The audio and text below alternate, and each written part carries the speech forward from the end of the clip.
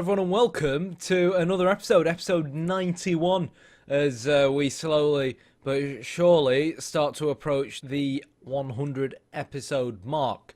So, last episode we of course won the EFL Cup despite going down to 10 men with just about 20 minutes to go.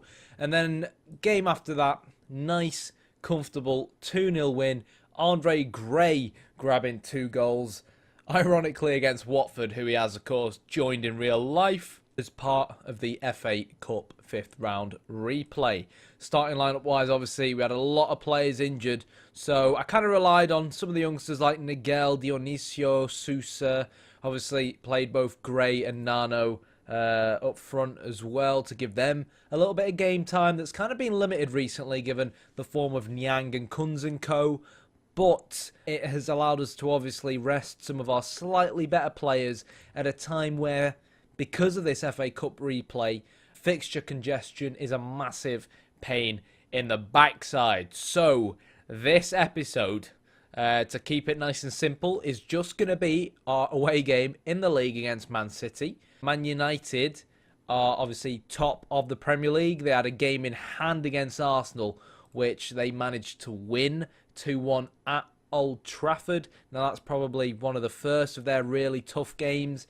They lost 1-0, as we know, to a Anthony Martial goal at the Parc des Princes. I don't even know how to pronounce that, in the Champions League. But they could obviously turn it around at Old Trafford.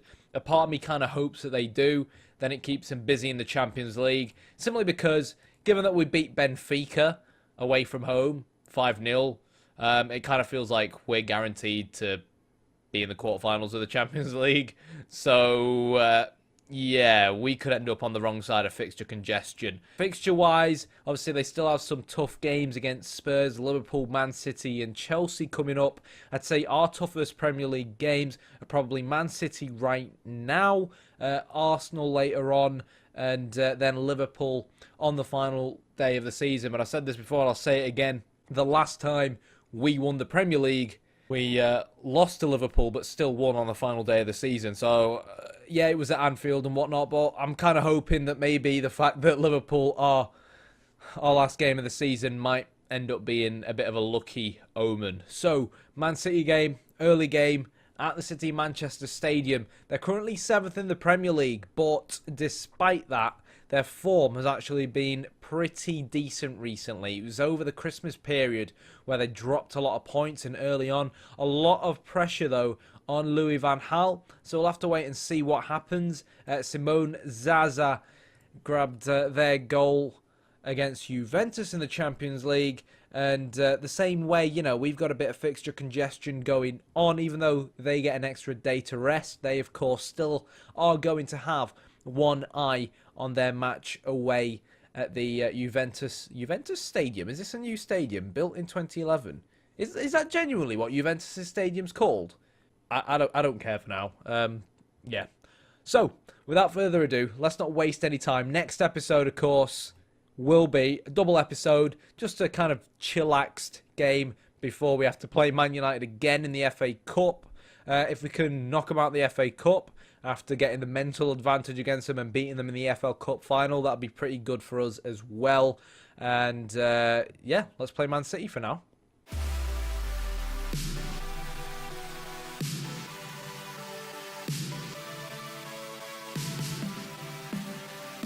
So here we go, we're at the Etihad Stadium, kicking off against Man City. Unfortunately, both teams are wearing blue for some strange reason. So Man City's side, when we played them earlier on in the season, it was more of a deep 4-2-3-1. We beat them 1-0. Very fortunate that I can't remember who actually got our goal, but we did beat them in the end, 1-0.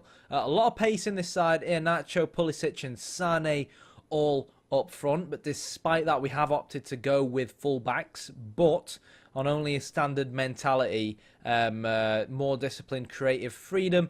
Hopefully, with these guys tracking back, we won't get caught out too much, simply because I think Man City, being at home, despite the fact that they are a counter-attacking side under Louis van Gaal and have been for a while. I feel like at home they are going to see a lot more of the ball, and therefore they'll have less opportunities to counter-attack. We've dropped our tempo to lower and increased our width a little bit. And, of course, we're going to look to retain possession simply because the main reason why I've dropped to lower is because against Man City, sometimes, especially with Fabinho, who's really naturally a fullback playing in midfield, a lot of legs on him. And they've got two very good centre-backs in Stones and Otamendi as well. Some good tacklers in this side.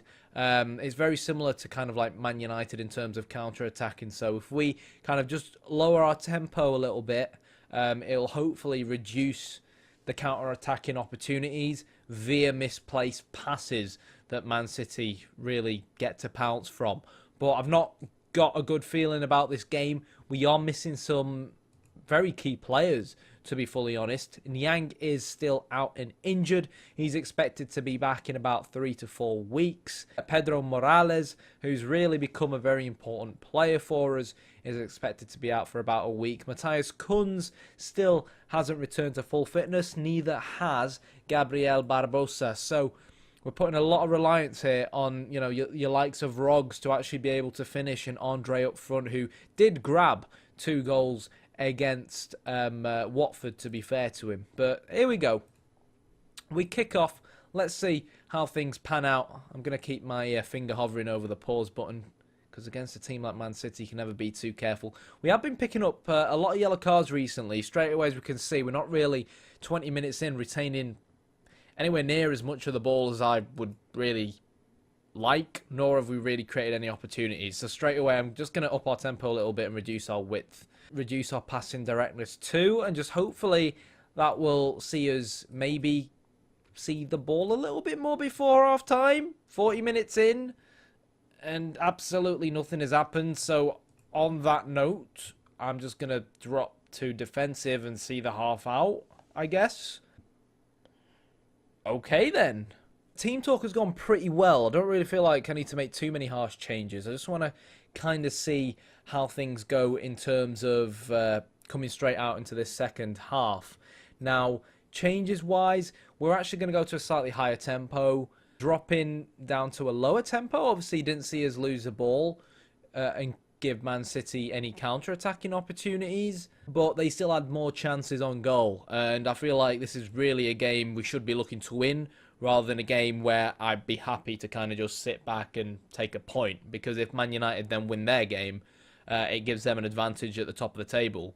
Mind you, losing this will be catastrophic for us, but, you know, I've taken be more disciplined off, and passing directness, we're no longer going to look to retain possession.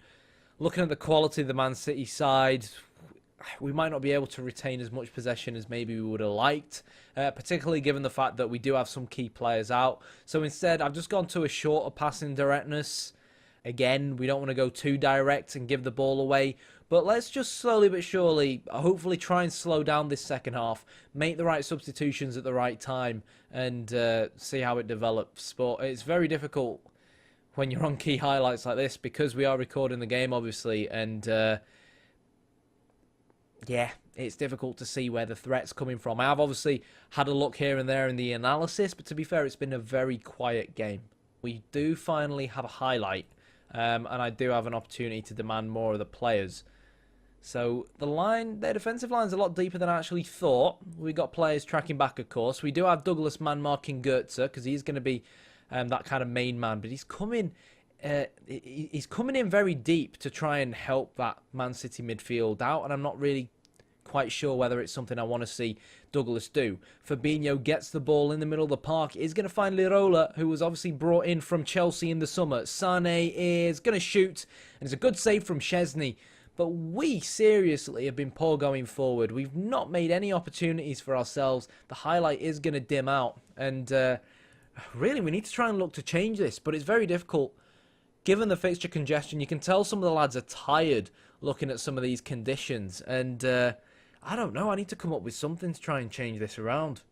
Okay, so it's a little bit awkward what I've actually opted to do, but I do kind of feel like Lirola is the more offensive of the two Man City fullbacks, and it's kind of playing or fighting fire with fire, really. Pulisic is a more advanced of their attacking players, so for that reason Varela comes on, who's slightly better defensively. Varjak actually moves up to kind of become more of a winger, simply due to his pace. I feel like as Man City at home start pouring men forwards, we could potentially now make it our job to try and hit them on the counter. Andre Gray goes up front for now. Nano could come on as time progresses. I feel like there's room for maybe a Romeu or a Nigel as the game goes on. Douglas is no longer specifically marking Mario Götze. It just kind of felt like when Götze was coming deep, it was kind of drawing Douglas a little bit too much out of position. And I really want him to kind of stay intact with our two centre-backs to defend him. But Rog's going to move over to the left. Yes, he's right-footed, but I feel like he could potentially have the pace to just kind of force Lirola to stay back, you know, and pay a little bit more attention defensively. Instruction-wise, we're going a little bit more mixed. We're looking to now exploit the flanks. That's where I really feel like most of our threat could potentially come from. And I'm actually going to specifically tell Szczesny to distribute to Augustinsson. Try and get it down this left-hand side. Alenya's going to move to the left-hand side because I kind of want him down that side. That's where I want really most of our attacks to come from. And I think as the half progresses, Sousa would probably come off. But hopefully by also moving Varjek here, I've told him to close down more and tackle harder. It'll hopefully just give us a little bit more defensive stability in midfield as well. Just want to see more of the ball. You know, if we can get the ball, we can actually get forward and create chances. And that's the plan at the moment. We're still struggling. We're still honestly struggling to make opportunities. So for that reason, counter mentality now kind of feels like the natural thing to do. We're going to go a little bit wider because the counter really brings us narrower in the first place. I'm no longer going to look to retain possession. I'm honestly just going to bite the bullet and look to try and just not even look for overlap or work the ball into the box. Run at the defence, get that ball forward, create opportunities, you know what I mean? It shouldn't really be too difficult. I don't want to move our defensive line up too much, nor do I want to really increase our closing down. This is a tough game. It really is. It's difficult to see how we can maybe break down the opposition. One thing I will do is bring Romeu on as a ball-winning midfielder on support, which is, of course, something we like to do. Andre, really, for me today, is not really shown up. So for that reason, Nano becomes a deep line forward on attack. Let's see if we can get balls into the box. Nano isn't necessarily the biggest of strikers, and this is what I wanted, really. Varjek to Sousa, who's not yet obviously come off. Alenya's probably going to try and shoot from distance here. It's a good save from Butland. Would have maybe liked to have seen a pass, you know, behind the lines to Rog. Between the lines, sorry, not behind the lines. In terms of shots on target, we've had 4, they've had 5, you know what I mean? So yeah, 81. I think it could be time to go a little bit more direct. We obviously risk giving the ball away, but it is what it is, right? Varjek can't really play up there, but to be fair, I don't really care right now. I'm going to change Alenya to be more of an attacking playmaker. We're going to go more direct, just try and get that ball forward a little bit better, and hope it pays off. But Man City have managed to really, so far, nullify us. It does have to be said. Which you'd expect, really. We struggled against them. Oh, God. Corner for Man City. Oh, good head from Augustinsson. And wow, Alenya now with a phenomenal chance to counter-attack. Plays... I think out of all the players on our side, I will have wanted to play that pass. It will have been Alenya. And now Man City are in with a chance. Aguero finds Simone Zaza, who scored against Juventus. Alaba, though, goes unmarked, finds Weigl in the middle. It's really fortunate there for us that he didn't whip it in. We can't allow him to whip the ball in, but Rog wins that ball back. And this is why I love bringing Nano on. So creative. Varjek, we brought him onto the right-hand side for his pace. And you can tell he's a right-back. I mean, we wanted to try and hit him on the break. I guess, yeah, that's just what happens when you play a right-back. Obviously, we put him there because of his pace. Rog hasn't really managed to do much on the left-hand side. And, well, not really the result I wanted, got to be honest. But when you look at Man City's side, irregardless of the fact that they are 7th in the league, yeah, it was always going to be a tough game. Aguero playing just behind Zaza, Brandt came on, who gave him a different dimension. Very, very good player. 215k a week for a player they subbed on. Jesus. Normally, historically, we've always been decent against Man City, and I don't think we're necessarily bad today. I think we probably would have won this game if we had our Nyangs and our Barbosas, our real difference makers. And unfortunately, we just didn't have them today. And it does give Manchester United a chance to really try and capitalise on the fact that we've just drawn a game. So they play later today at 3 o'clock. So I'm going to do my press conference, and I'll be back to finish this episode where we'll take a look at Man United's result. I just hope they don't win it. All right, so we're back, and I'm not sure how to feel. Man United had drawn to Crystal Palace 1-1. In a way, it's kind of positive because it shows that they aren't as good as they think they are. Obviously, we know that because we beat them in the EFL Cup final. But it shows that there are potential points to still be dropped between now and the end of the season. And the same way we'll end up with some dodgy results, a little bit of complacency, the same thing is happening to them. Slightly the better side against Crystal Palace, but unfortunately for us, Palace couldn't quite hold on to get the lead. And obviously Man United do jump over us and steal first place, but simply based on goal difference. So, yeah, anything can happen at this stage. That could have been a much worse scenario where we end up drawing and Man United end up winning, giving them the points advantage. Fortunately, that didn't happen. But one thing has actually just occurred to me, and it's the fact that it's the 5th of March. And I'm pretty sure the 5th of March is normally Regen Day. So I'm actually not going to end the episode just yet. I'm going to click continue, and I want you guys to see some of the new regens coming in with me. It's always fun Regen Day because you can never tell whether or not you're going to get a son. Obviously, the probability that you actually get a son is ridiculously low, even though I've had it happen to me once on FM12 or FM13, where the trick was actually to save just before Regen Day and then keep reloading your game till your son pops up. You know, some people might call it cheating. At the time, it was a fun save, and I was just basically buzzing to have a kid in the game. But Dan Foster stands out as one of the better players from this year's youth intake. And, well, 199 centimetres. This guy's 2 metres long, and he's 16. No shit, Sherlock, he's a target man. So, apparently this guy's the best player we brought in. Obviously not really great. But you never know. 14 heading, 13 jumping reach, 13 strength, 16 bravery.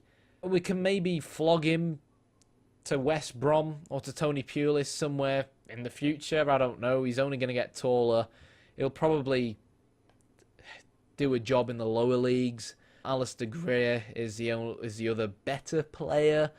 But low self-belief, left only footed, 4 crossing, 6 tackling. Yeah, he's 16, but unfortunately our regens have been dreadful, which is a shame because I've actually been trying to pump money into our youth facilities, excellent youth facilities, but the issue is that Blackburn is incredibly close to Manchester and Liverpool, so most of the time your Man Cities, your Man Uniteds, your Liverpools get the better regens in the northwest area, which is kind of a shame, but hopefully one day we'll actually get a decent regen. But that is going to be it for this episode. A disappointing 0-0 draw away at Man City, but hey, we stay unbeaten ever since we lost to Man United earlier on in the Premier League.